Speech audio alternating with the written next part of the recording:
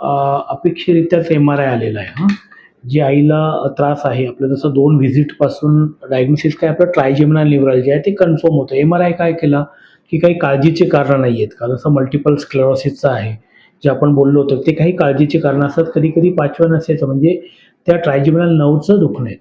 ह्या 12 नसा असतात मेंदूला, त्याच्यातली जी 5वी नस आहे ती स्पर्शज्ञान वाहून नेते. त्यामुळे तुम्हाला आता काहीही जर धक्का लावला, की स्पर्शज्ञान नाही जाणवत, ते दुखणंच जाणवतंय.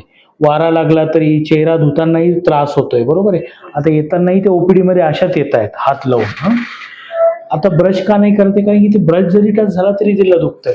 प्रामुख्याने 2 ते 3 आपण ट्रीटमेंट पर्याय आपण मागच्या वेळेसही डिस्कस केलेले आहेत, की एक आहे मेडिसिन, दुसरं आहे काही रेडिओ सर्जरीज असतात, रेडिओ फ्रिक्वेन्सी अब्लेजन आहे, आणि थर्ड आहे की सर्जरी वगैरे करायची का?